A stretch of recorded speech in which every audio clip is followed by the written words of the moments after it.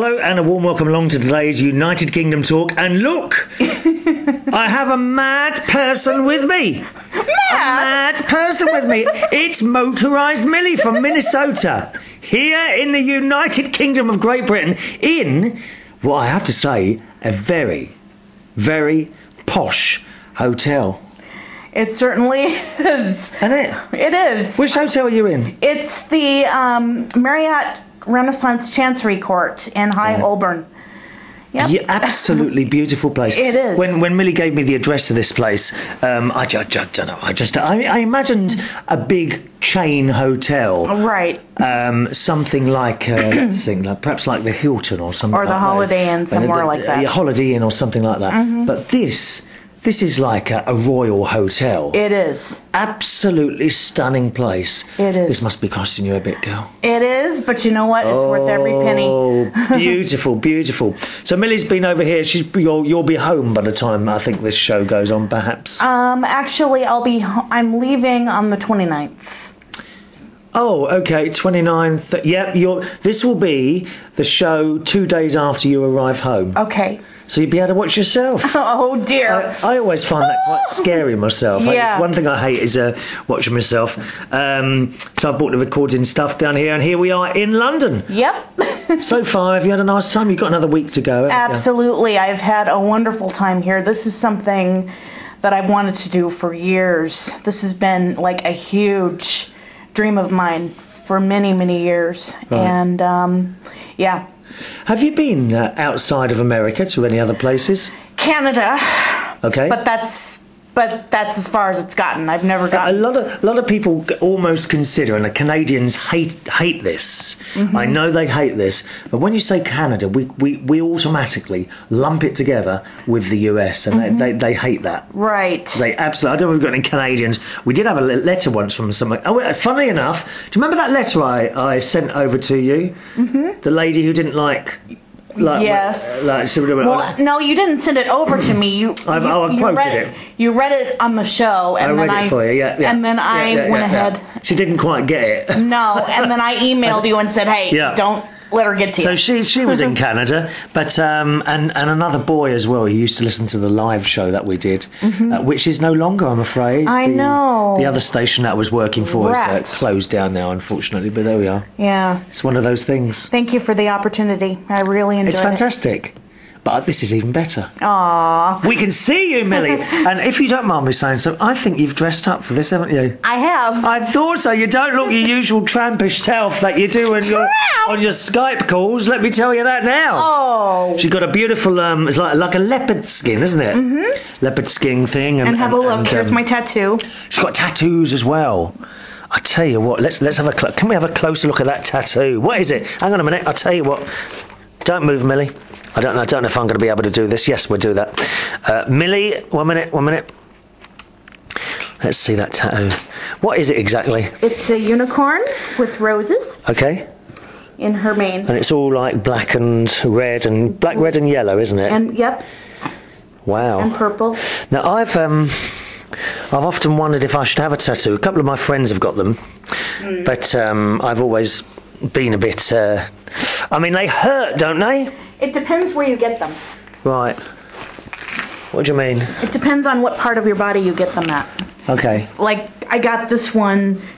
This is actually a cover-up job. Yeah. Because the first tattoo I ever got was... Have I moved that in the wrong place now? Look. Oh, dear. Oh, dear. I knew I shouldn't have moved that then. Just a minute. There we are. You're there. I don't want you to disappear into the background, Millie. No. Right, I could never do that. But I think I can see that, dear. I could never do that. Anyway, tattoos, yeah. The first one that I got infected because because how does that happen? Well, in my case, it happened because I accidentally bumped against a sharp corner and it ripped. Ooh. I mean, I've seen people who've had tattoos done, and immediately afterwards, all the skin seems to come up. Yep. And I'm thinking, that can't be blooming healthy. Yep. Well, it does scab over, but, you know, it usually just falls off. But in this case, it ripped off before it was supposed to. Yes. But they use clean needles. It did. This time they did. Do they always open a new set of needles, do they, when they're doing this sort of thing? They do. Yeah. They do. I should hope so as well. They do. But some of my friends, they've got tattoos here, sort of on the pec, or at the top of the arm mainly. And I should imagine that. Would that hurt? Little tiny little needle digging away in you. I don't like the idea of it. I'm sorry. I could never be diabetic. I've decided I'm not going to become diabetic. That would be terrible. Because I cannot inject myself like that. Yeah, my father is diabetic, and unfortunately, he's not real good at following the doctor's instructions. Oh dear. Yeah. So, yeah. It's so important when you've got something like that to do exactly as you're told, really. Yep, and he won't. No. He can. He can. He just refuses to. Yeah. I tell you what, if you want to contact the show, there's an email address. Do you know it? Yes. The email address to the show is chris@unitedkingdomtalk.co.uk. You know it! You remember it. I'm impressed. Of course. All right, Chris at unitedkingdomtalk.co.uk. Now, Millie, so tell us, how did you get over here? For someone in a wheelchair, always been in a wheelchair, as regular listeners to the show will know. Okay. What are the... it must be a real difficult thing. It was very... Just to get here. Yeah. Let alone being here. Yeah. I mean, take us... You left your place... Yep. In a special car? Well, okay, I have a van with a lift in it. So that's yours, is it? Yes, right, that's mine. Yeah. And as you know, I use a hoist under normal circumstances to get transferred, from place to place. Yes. Well, obviously, in this case... Tell them out there. Tell them. In this case, I couldn't do that. So, picture, if you will. Right now, I'm sitting on one of these hoists right now. The slings. That, by the way, is being rented here in the UK. But I had two guys, one on each side of me on the upper part. Yeah. Two guys on the lower part of the sling. And then I would count to 3, and then they would literally lift me over with the sling into one of those stupid little aisle chairs that are like about this tall. Right. And they... What did you say that was, an aisle? What? An aisle chair, Aisle chair, what's that? I'm getting to that. Oh, sorry, you were talking on the plane here? Yes. Oh, we've got on the plane. Yes. Oh, you didn't... I thought you were still in the car then, dear. No, You've jumped forward. Of course I jumped. Where's she going now? An aisle chair in a car? No. No. So how'd you get actually on the plane? That's what I'm going for. Right, That's okay, what I'm... Okay. So... Let's try this again. Picture, if you will, 2 guys on the upper part of the sling, 2 guys on the lower. I'm sitting on it, but they have to lift me over onto this little aisle chair, which they did when I counted to 3. They all just kind of lifted me up and over and kerplunk. Yes. And then the aisle chair was used to take me from the jetway to my airplane seat, and I had to be tipped backwards. Okay. In order to get to it, blimey. And scary stuff. But it worked. It worked. So tell me about the 2 men that lifted you. They must have had lovely muscles. Did you have a little feel, did you, Millie? No. You did, didn't you? No. No, I was too scared. I would have done so, dear. Well, that's because you get on the other bus. So you're on the plane now. Yep. And is that quite comfortable? Are you like in a row of people, or is there a special row? Or I could have been in a row of people, but I was lucky in this case that I wasn't. Okay. The flight was 7 hours 33 minutes. Yeah, it's a long flight. Yeah. Yeah, but thank goodness it was a direct flight. We didn't have a layover anywhere or anything like that, which was good. And actually, it went quick.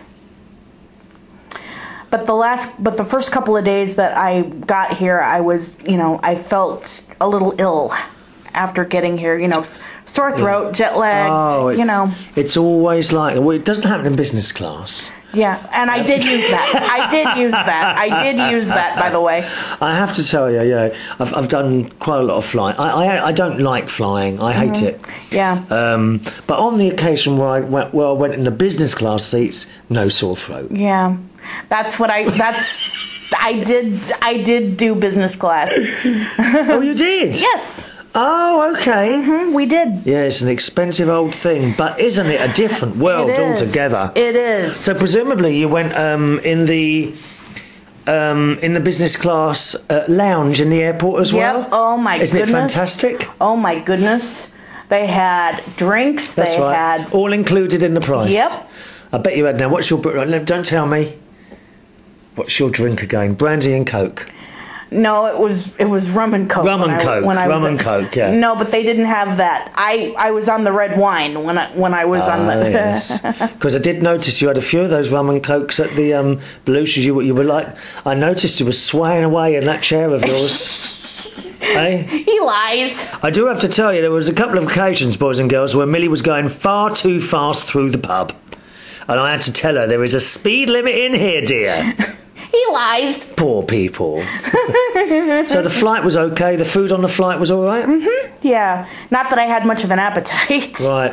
And how about the other end when you got off? Was that... That was fine. Yeah.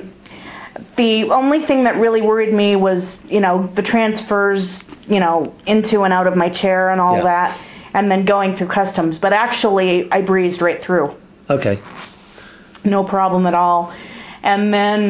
Do they particularly think people in wheelchairs are going to be bringing guns and things in, do they? I don't know. It just, you hear all these horror stories, so you just don't know. Yeah. And I got to tell you, the process of getting over here, it went smoother than I thought, but it did frighten me. I mean, the whole process was... It daunted me just a little bit, and I don't scare easily. But in this case, I can imagine that. In this case, it did frighten me just a little bit. Right. But as I said, this is something I've wanted to do for a lot of years, and it got to the point where I realized that if I was ever going to do it, I was going to have to swallow my fear and go ahead and do it now. And just go ahead and do it now. Yeah. So how long have you been here? From the airport to the hotel, that was okay? Mm-hmm. You had a car standing by, did you? Yep, we did. We got here, we left America on the 8th. The flight landed at noon on the 9th, and I will be heading back home on September 29th, so a good 3 weeks. Yeah. And I got to tell you all, a part of my heart's always going to belong to England. I'm going to miss everybody here like crazy. Hey. Especially me. Yes. Well, it's true. This is a Millie hug. Are you ready for this? Go on. This is a Millie hug. Never be scared of a Millie hug, boys and girls. I only came for the hug. I can go now. I only came here for the hug. Actually, this is like a one-armed Millie hug. There are several different versions of it. Yeah, you got the full version when I came to Belushas. You'll have to write a little book about that. The Hugs of Millie. What do you reckon on that? So you're now at this hotel. Yeah. What's the name of the hotel again? It's the Marriott Chancery Renaissance Court. Right. In High Holborn. And they've looked after you pretty well. Oh my goodness. Oh my goodness. That's quite the understatement, actually, Chris. A trip like this takes a lot of planning, as you can well imagine. Lisa and myself have worked on this trip since January of this year, and emails were just flying back and forth between everybody. And whatever challenge that we've had to throw at them, the hotel, they've risen to the occasion admirably. I can't say enough. Fantastic. All the staff are very nice. Absolutely. I mean, I've only met 3 of the staff, and they're all very nice. As I came in, there's a man standing by the gate, and he says, "Yes, sir." So I told him where I was going. "Oh, yes, okay." And then lady on the checkout, "Yeah, what's your name, please?" And of course, you'd already told me. And someone actually took me up here. Yep. There was no pointing in vaguely in direction. You know what it's like in some of these places. Right. Oh, it's down that corridor, and then you get lost. Someone actually took me to the room, which I thought was a lovely thing. I made sure that they would do that for you. Well, and the room is beautiful. It's massive. It is. This room is enormous. It is. And you've got all your bits and pieces here. Your hoist by the bed. Is that a special bed, or Yes, is it it a is. special room? It's a special bed. So this is not just a normal room. It's not a special bed for people in wheelchairs or anything like that. This is just a normal room, and what we've done is we've rented all my medical equipment from the UK ahead of time, and we've made sure that everything that I needed would be here when I got here. As soon as you got here. Yes. That's just fantastic. Yes. It's fantastic, but there's so much to do in comparison. If I go on holiday, I just pack a bag and I go, and I've not got to think about anything else. Yep. So did you have a little rest when you got here? Oh, yeah. Oh, yes. It's that old jet lag thing, isn't it? Oh, my goodness. Oh, my goodness. Did you sleep a lot? Not on the plane. I was too keyed up, too wound up. But once I got here and kind of got my sea legs, as it were, I did manage to get some rest. I find it very difficult to sleep on planes. I mean, on the trip to Australia, I did have the flat bed thing, but even then, it's not like a bed like a normal bed. You're very much kind of, your arms are a little bit squashed together, really, right, and it's difficult to get to sleep. Right. Although I think I did when I went to New York once. I fell asleep on the plane, and it was just a normal seat, and woke up again. But some people they just go off like that, don't they? I don't know if they're on sleeping tablets or something. I was hoping I would do that, but I was just too keyed up and too excited. Yeah, too excited, too nervous. Did the airline look after you well? They did. Who were they? They did. Delta Airlines. Yes. Yes.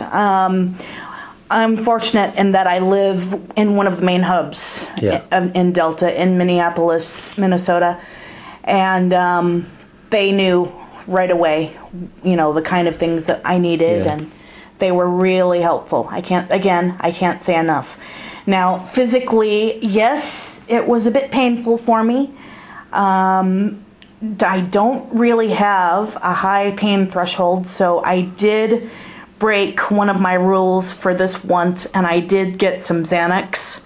What is that? It's an anti-anxiety / muscle relaxer type thing. Okay, yeah. So that I could take it and then not be quite as tense and quite as nervous. Yeah. So, but well worth it. Well worth it.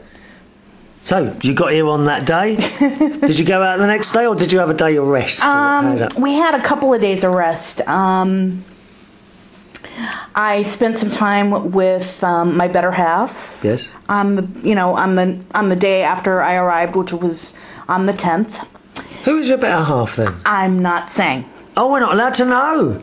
She's keeping secrets from us, boys and girls. I don't know about that. Secrets. I didn't know you had a better half here. Well, you kept that quiet, didn't you? Dear me.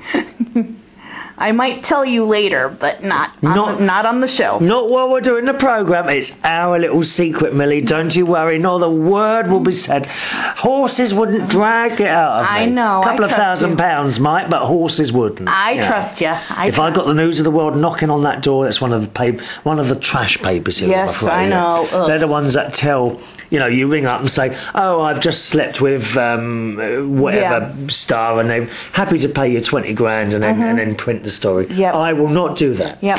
But 30 grand maybe, but not I will 20. show you this. She's got a ring, boys and girls. Hold that out. Look, there's a ring, a new ring. Oh, and which finger is that on there? It's on my left ring finger. Oh, what does that indicate? Just something to symbolize the commitment. So you saw that for a couple of days, and then what did you do on tell us about what you've been doing so far. Apart from the Belushi's karaoke, and we've all seen you sing. Even you've seen you sing. I know. Weren't you impressed? Listen. Karaoke is not about being a great singer. It's about coming and having a laugh. Did you have a laugh? I did. Then that's what it's all about. I did. Actually, I did 3 songs at Belushi's, and I put up the one that you said, didn't I? Yes. Yeah. Let's see. So I did that, and then I tried to go to the. Well, I went to the changing of the guard, but the stupid crowd. All I got to see was people's bums. So that's at Buckingham Palace? Yes. But then... Couldn't you get to the front there, or what? No, So they wouldn't move? No. Oh, great, isn't it, eh? Yeah. But the saving grace was that I did get to see the staterooms of the palace. Beautiful. And, oh, my goodness, they're amazing. Yeah. Oh, wow. She didn't come out and meet you then? No, she... Oh, what a shame. She does do that for personal... I mean, I've met her a few times, you know. She pops round for a cup of tea and some sugar or something like that. Are you impressed with Buckingham Palace, then? I am. It's beautiful, isn't it? Yes, and I couldn't even believe the accommodations that were available to me. Well, I tried to buy one of the rooms, but they weren't for sale. You would too. But I told one of the wardens, I said, "Excuse me, but call me thick, but I never would have thought that the palace would be able to provide something like this for me, just simply because of the historical significance of the palace and the things that were inside." I mean, I know that it's the law over here in the UK that everything has to be accessible, but then I was kind of thinking, how do you do that and maintain maintain the historical significance? Is it the same as the States? As where is accessibility? Yes. Or is it easier here, or is it harder, or just the same? It's for disabled people. It's actually easier in the States, but having said that, I must say that the UK has made enormous strides. Right.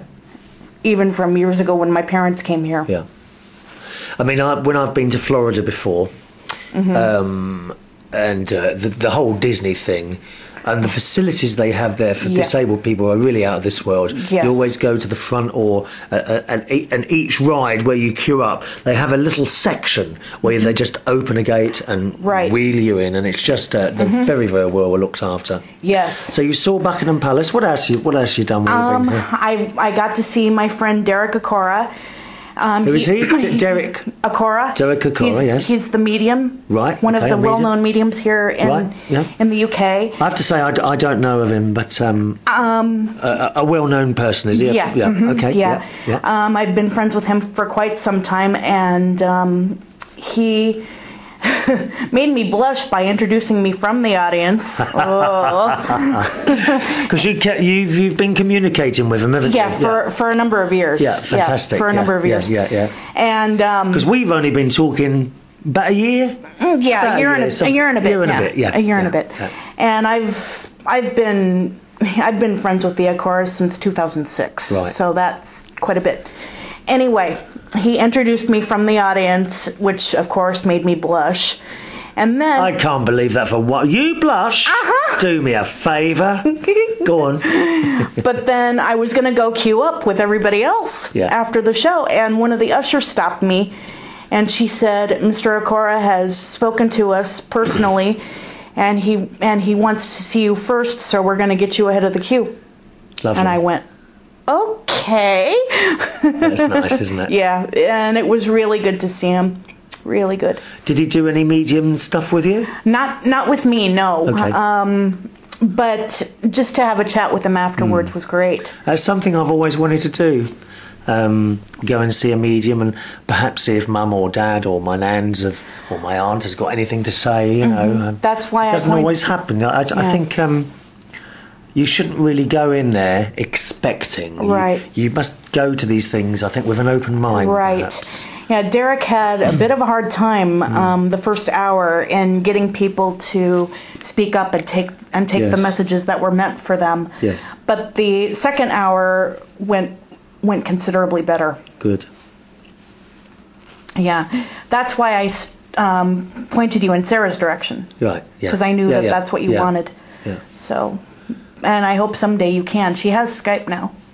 Yes. Yeah. I think I've a couple of messages off the Facebook there. Yeah. And she sent me a message once, a very nice message. I couldn't understand it though. I wasn't sure what she was saying to me. Yeah, I know. But that's cool. Well, what she was trying to do was break the ice with you and just because she knows that we're friends. Yes. And she was just trying to kind of break the ice. And, Okay. kind of get to know you a little bit. So had a nice time with Derek. Oh, absolutely. And you've been, did you go on a London Eye? I did, Yeah. and oh my goodness. I didn't know you could get a wheelchair on those things. You can. Are the pods? You see, my mum's been on, well, when my mum was alive, she went on there 3 times. But I've never been on it, and I'd love to go. Well, Perhaps take my camera up there. But if you don't like heights, you're going to have a heck of a time. Do you remember that, do you? Hey? Yes, I don't really like heights.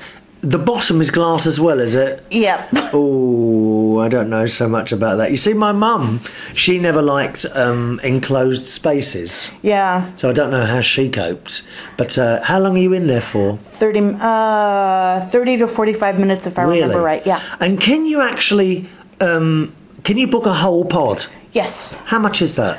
You know what? I would. Don't know. Yeah, right. I wasn't paying attention. So it's either part per person, or you can book the whole thing for half an hour. People can get married up there. Oh, that would be fantastic, wouldn't it? Mm-hmm. That would be absolutely fantastic. I don't think I'll find anyone to marry me though, Millie. Can I have a Millie hug, please? There's no one, Millie. I wonder if I'll ever get a nice ring like that though. Aww. So you've done the London Eye. Mm-hmm. What else? And then yesterday I went to see another friend of mine by the name of Philip Solomon. Where's he? Wolverhampton. Right. He does a little radio. He does a radio on a community station. Yes, he does. Yes, he does. And as a special surprise, I got a chance to say hello to a member of E.L.O. because he was. Oh, really? Yep. Oh, amazing music. Yes. And we don't hear enough of that. No. In the 70s and 80s, I always remember hearing that on the radio in like scout cub camps that I used to go on. Yep. They'd have a living thing or the fantastic Mr. Blue's Sky. Yep. And I've got a DVD at home somewhere of one of their last concerts. And it's like a big spaceship. Yep. Philip talks about that all the time. Amazing. Yes. Amazing. And I just wish that I had been at one of those concerts. I've no interest really in going to see Britney Spears or Madonna. I mean, they're all miming, for God's sake. Why would you want to pay £500 to go and watch someone mime? I mean, don't get me wrong. There are enough people to go and pay it for them to do the show. I mean, there's no way I'd be paying £500 to go and watch someone mime. All live. It was all live then in the 70s and 80s, certainly. Well, at least I think it was. Yeah. Either that or they were much better at miming than they are now, Millie. But anyway, yeah, I was there for the whole 2-hour show.